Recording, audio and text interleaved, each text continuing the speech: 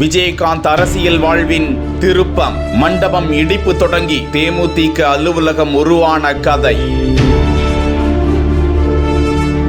நடிகராக திரைத்துறையில் அறிமுகமாகி உச்சம் தொட்ட பின் தனது ரசிகர் மன்றங்கள் மூலமாக மக்களுக்கு சேவையாற்றி களத்தில் வேரூன்றியவர் விஜயகாந்த். தொடர்ந்து நடிகர் சங்க தலைவராக திறம்பட செயல்பட்டு தனது களத்தை விரிவாக்கி தமிழக அரசியலிலும் கால் பதித்தார். அவரின் அரசியல் வாழ்வில் அவர் எதிர்பார்த்த தொடக்கம் கிடைத்தாலும் அதன் பின் அவர் எதிர்பார்த்த வளர்ச்சி கிடைக்கவில்லை எனலாம். தேர்தல் அரசியலுக்கு வந்து இரு பெரும் திராவிட கட்சிகளுக்கு மாற்றாக தன்னை அறிவித்துக் கொண்டு 2006ஆம் ஆண்டு சட்டப்பேரவை தேர்தல் மற்றும் 2009 மக்களவை தேர்தலை தனித்து நின்று தேமுதிக சந்தித்தது.